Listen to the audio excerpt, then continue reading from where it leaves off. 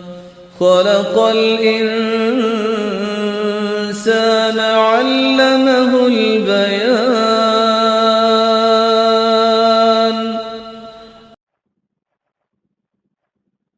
نحمده ونصلي على رسوله الكريم، أما بعد، فأعوذ بالله من الشيطان الرجيم.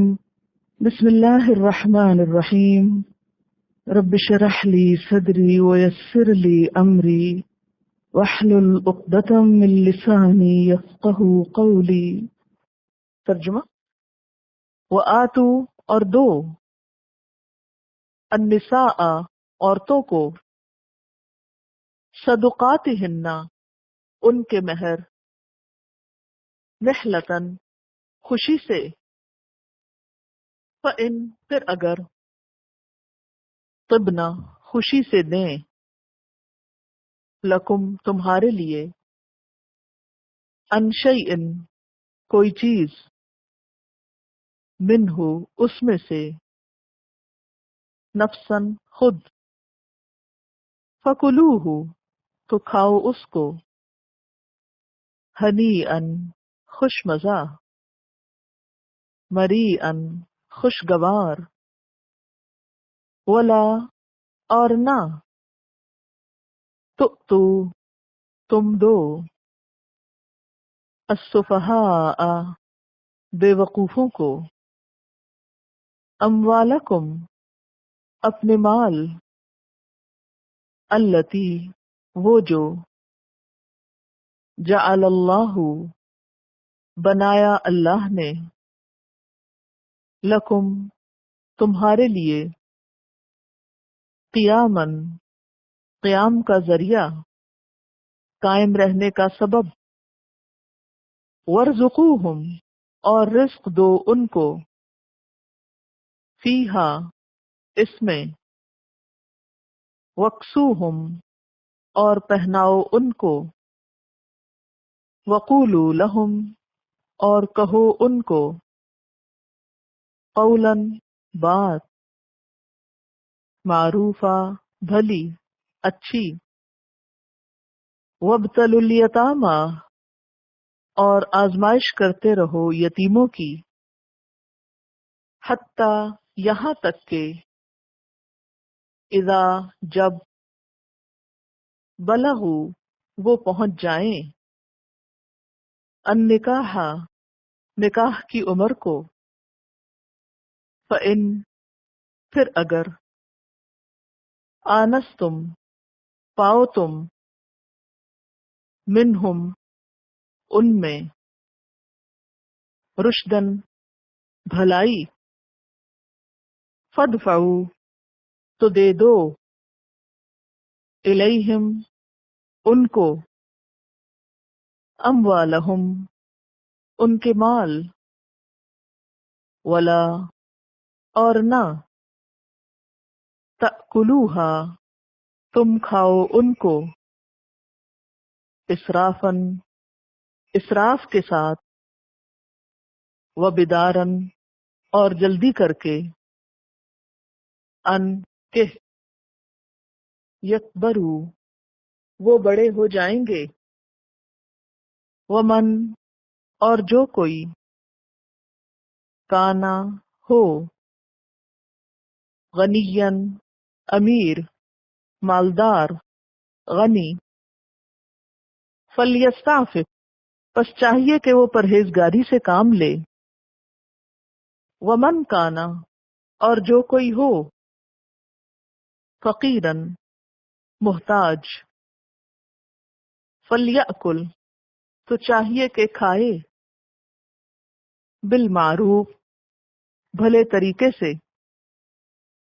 فإذا پھر جب، دفعتم دے دو تم، الیہم ان کو، اموالہم ان کے مال، فاشہدوا تو گواہ بنا لو، علیہم ان پر، وکفی باللہ اور کافی ہے اللہ، حسیبا حساب لینے والا، لیکن ہمارے ہاں کیا ہوتا ہے؟ نمبر 1، مہر ہی نہیں دیا جاتا. مہر کم دیتے ہیں، جہیز لاکھوں کا دیتے ہیں، دعوتیں لاکھوں میں کرتے ہیں. ساری بچت عورت پہ آ کے ہوتی ہے. اگر کچھ لکھواتے بھی ہیں تو معاف کراتے ہیں، زبردستی معاف کرا لیا جاتا ہے. بسا اوقات اپنی شان دکھانے کے لیے بڑی بڑی رقم کی بری بنائی جاتی ہے اور پھر کبھی کبھی اس کو مہر کے حصے میں ڈال دیا جاتا ہے. بنیادی طور پر عورت کو پتہ ہی نہیں ہوتا کہ اس کو اسلام نے کوئی حق بھی دیا ہے اور حق کے مہر بھی کوئی چیز ہے جو اس کو لینا ہے. بسا اوقات اگر بڑی رقم والدین کی طرف سے لکھوائی جائے یا عورت اس کا تقاضا کرے تو ساری زندگی اس پر تانے ملتے ہیں کہ یہ اتنی منہ پھٹ اور بے حیا ہے، اس نے اتنا مہر لکھوایا تھا، اور ساری زندگی اس کو کوسنے ملتے رہتے ہیں. بعض اوقات ایسا ہوتا ہے کہ اگر عورت کے لیے کوئی مہر لکھا جاتا ہے تو اسے کہا جاتا ہے اگر تم معاف نہیں کرو گی تو جو بھی تم صدقہ کرو گی وہ قبول نہیں ہوگا جب تک کہ یہ مہر معاف نہ کر دو. یعنی پہلا صدقہ تو شوہر پہ کرو. بعض بزرگ یہ کہتے ہیں یہ تو اعتماد کا تعلق ہے، باہم محبت کی بات ہے، اس میں پیسے کا لین دین کیا. طلاق کے وقت دیا جاتا ہے عموماً، عام طور پر ادائیگی کا بھی خیال نہیں آتا. اگر کوئی عورت بھول کر مہر مانگ ہی لیتی ہے تو شوہر کی سب سے زیادہ ناراضگی اس پر ہوتی ہے کہ وہ مانگتی کیوں ہے. شادی کے موقع پر منہ دکھائی کے لیے جو تحفہ دیا جاتا ہے بسا اوقات اسی کو مہر سمجھ لیا جاتا ہے، حالانکہ مہر کی ادائیگی تو باقاعدہ اس معاہدے کا حصہ ہونی چاہیے جو نکاح کے موقع پر کانٹریکٹ ہو رہا ہوتا ہے، جو سائن ہوتا ہے باقاعدہ، اس میں لکھا جانا چاہیے، یعنی اس کی لکھت پڑھت ہونی چاہیے. اور اس کے علاوہ اس میں یہ کہ مہر کی ادائیگی میں نیت کا شامل ہونا بھی ضروری ہے. بعض کیسز میں یہ بھی دیکھنے کو آیا ہے کہ حق مہر کی بات پہ آ کے بارات تک واپس ہوئی ہے. ایک بچی جس کا شوہر بہت امیر آدمی تھا، تو جب بچی کو نکاح کے موقع پر پوچھا گیا کہ کتنا مہر، تو اس نے جو کہا تو اس بنیاد پر بعد میں اس کو طلاق ہوئی کہ تم نے اس وقت ہماری رسوائی کرا دی، اور اچھا خاصا جھگڑا چلا اس پر، یعنی کھینچا تانی شروع ہو جاتی. بعض اوقات اس لیے حق کے مہر زیادہ لکھوایا جاتا ہے کہ شوہر طلاق ہی نہ دے سکے، کیونکہ نیت میں پھر یہی بات ہوتی ہے کہ دینا نہیں ہے. اور بعض اوقات بڑی بڑی رقمیں صرف اس لیے لکھوائی جاتی ہیں کہ وہ اسٹیٹس سمبل. بسا اوقات شوہر اگر مہر نہیں دینا چاہتا تو اس کے لیے عورت کو مجبور کیا جاتا ہے کہ وہ خلا لے لے تاکہ مہر نہ دینا پڑے، یا بعض اوقات اس پہ الزام لگا دیے جاتے ہیں. شرعی حق مہر کا نام لگا کر شریعت کو بدنام کر کے اپنا فائدہ اٹھایا جاتا ہے. جی بعض ایریاز میں والدین ہی مہر لکھواتے ہیں اور اس کی رقم بھی خود ہی کھا جاتے ہیں، بچی بیچاری کو کچھ نہیں ملتا. اور بعض اوقات زیادہ بڑی رقم محض شہرت کے لیے اور اپنی سخاوت کو ظاہر کرنے کے لیے لکھوائی جاتی ہے، یا اپنے مالدار ہونے کو بتانے کے لیے، اور اس کا خوب چرچا کیا جاتا ہے، حالانکہ دینے دلانے کی کچھ بھی نیت نہیں ہوتی. بہرحال معاشرے میں تو جو ہوتا ہے سو ہوتا ہے. اسلام کا حکم کیا ہے؟ وَآتُوا النِّسَاءَ صَدُقَاتِهِنَّ نِحْلَةً، اور دو عورتوں کو ان کے مہر خوش دلی کے ساتھ جیسے دینے چاہیے. کسی نے لکھا بلوچستان میں حق کے مہر 100 تولہ سونا رکھا جاتا ہے اور 100 کھجوروں کے درخت پھل والے، لیکن وہ تا حیات مرد نہیں دیتا، بس یہ ہے کہ کاغذی کاروائی کے طور پر لکھ لیا جاتا ہے. حالانکہ حکم کیا ہے کہ اگر کوئی مرد مہر ادا کیے بغیر مرا ہے تو ایک طرح سے مقروض ہو کے مرا ہے، اور اگر وہ صاحب جائیداد ہے تو اس کی جائیداد میں سے پہلے وہ قرضہ ادا کیا جائے گا، اس کے بعد وہ جائیداد تقسیم ہوگی. یہ کھیل نہیں.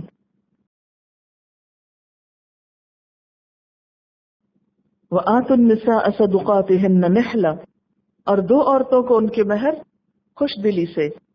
فَإِن طِبْنَ لَكُمْ، پھر اگر وہ خوش ہو جائیں تمہارے لیے، عَن شَيْءٍ کسی چیز کے بارے میں، مِنْهُ اس میں سے، نفساً خود، فَكُلُوهُ تو کھاؤ اس کو، ہنیئا مریئا خوش مزہ خوشگوار سمجھ کر. تابہ یتیبو کا مطلب ہوتا ہے خوش دلی سے کوئی کام کرنا، اچھا لگنا.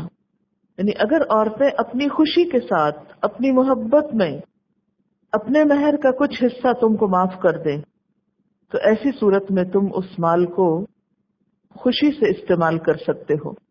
یہاں پھر کلوہ کھانے کی بات کی گئی اور ہنی ام مریئا کی بات کی گئی.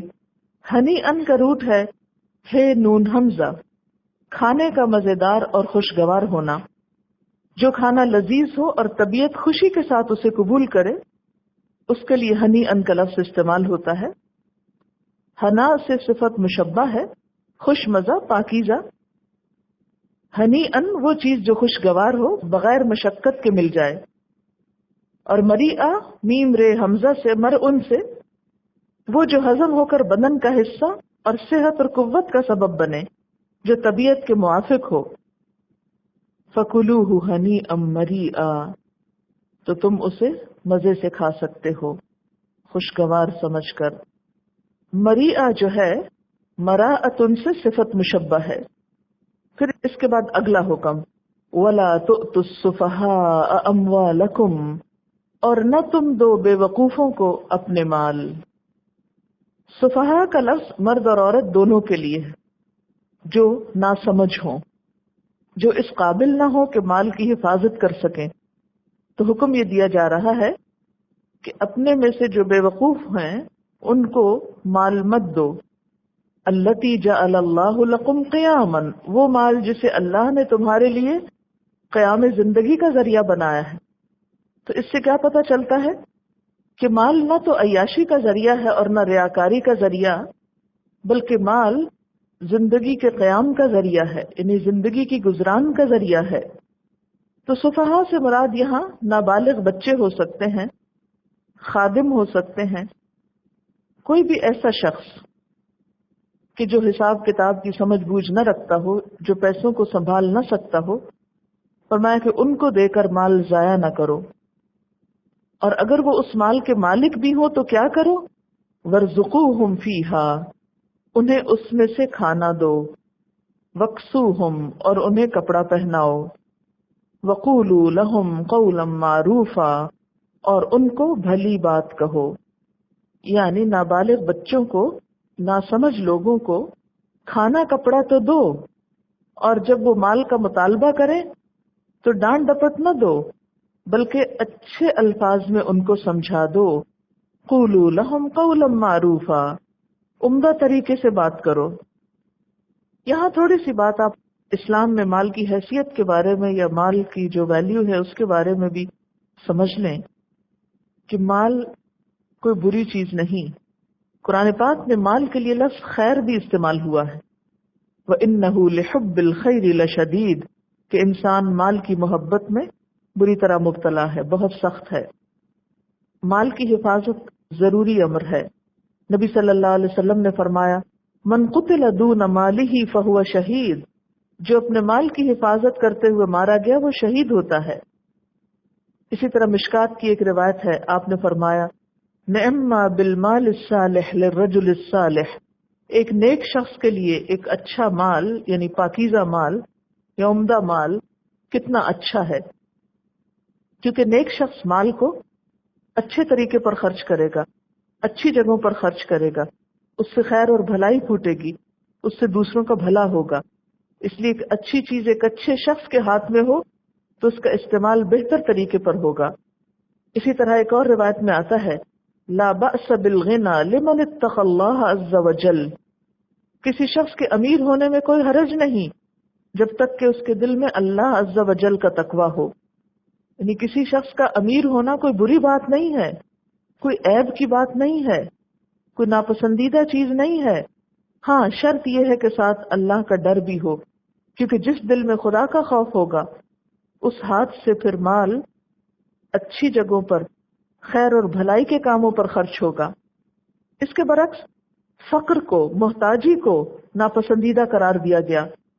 آپ صلی اللہ علیہ وسلم نے فرمایا کاد الفقر ان یکون کفرا قریب ہے کہ فقر کفر میں مبتلا کر دے. یعنی بعض اوقات انسان جب محتاج ہوتا ہے، ضرورت مند ہوتا ہے، تو وہ اپنی ضروریات پوری کرنے کے لیے اپنے دین تک کو بیچ ڈالتا ہے، انسان کو کفر تک پہنچا دیتا ہے. اسی لیے نبی صلی اللہ علیہ وسلم نے ایک دعا سکھائی اللہم انی اعوذ بک من الکفر والفقر.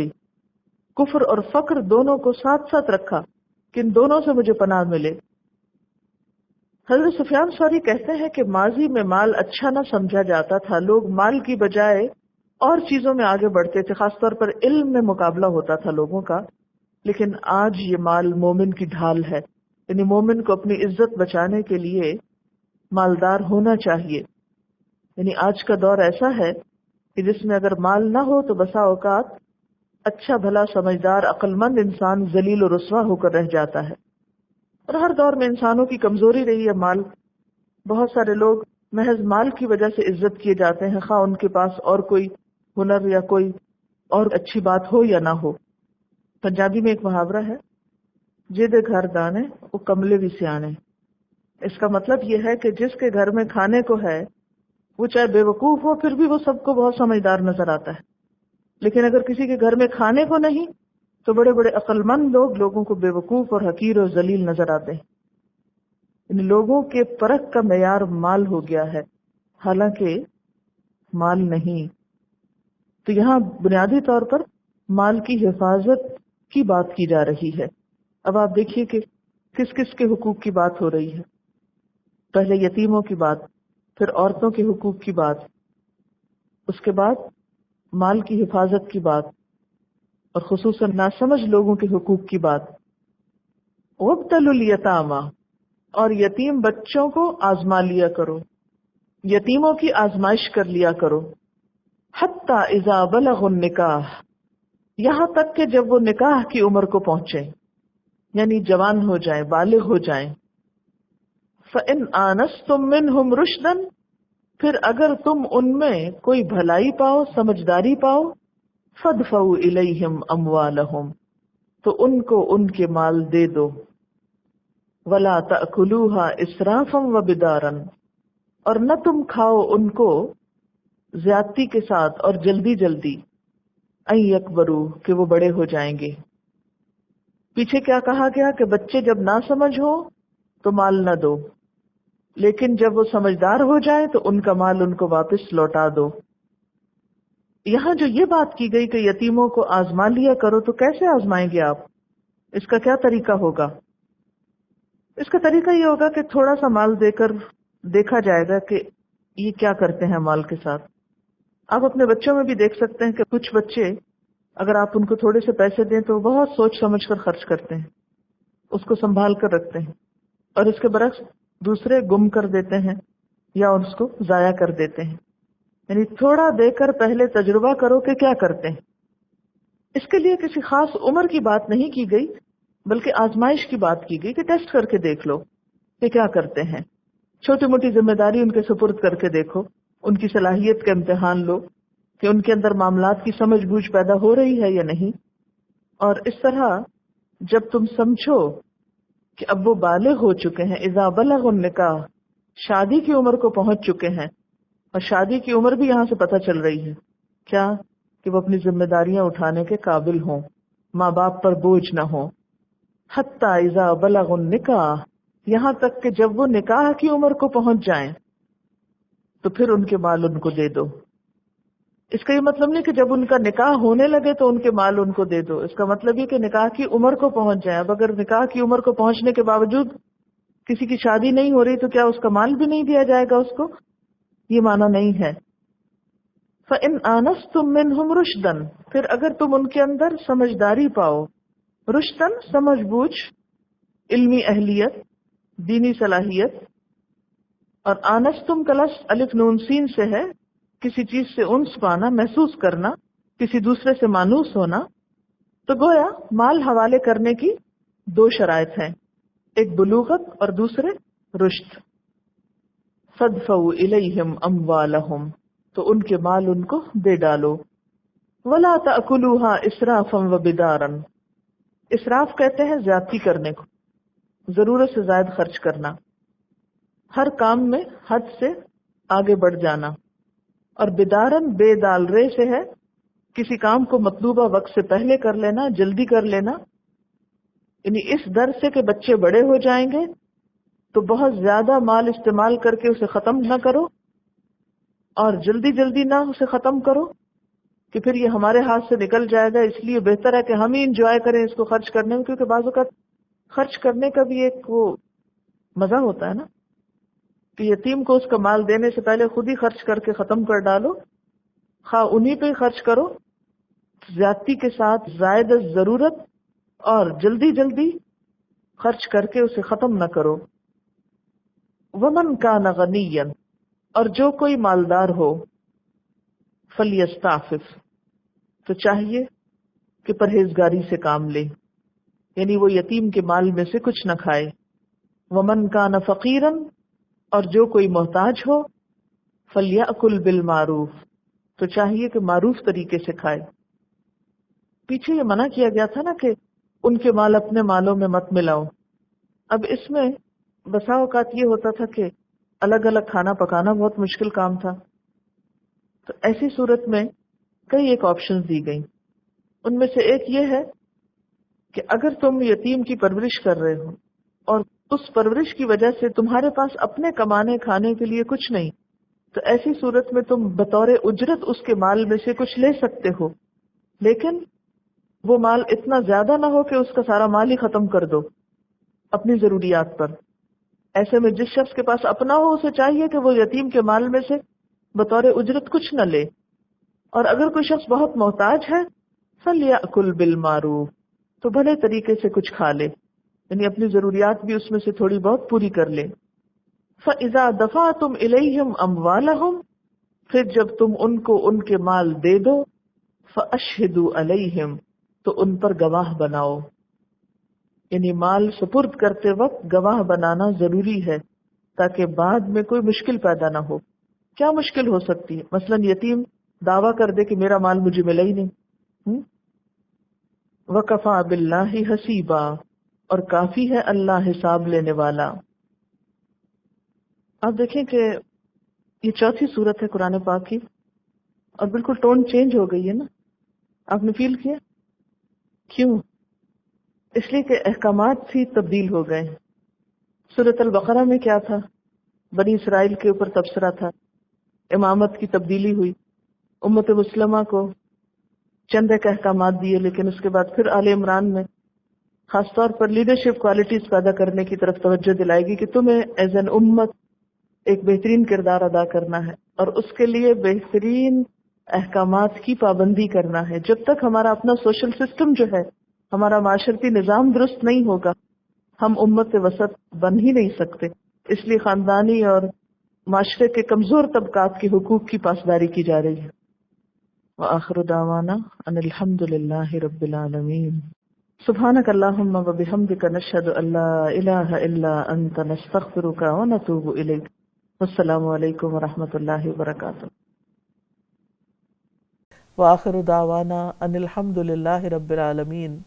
سبحانک اللہم وبحمدک اشہد ان لا الہ الا انت استغفرک واتوب الیک۔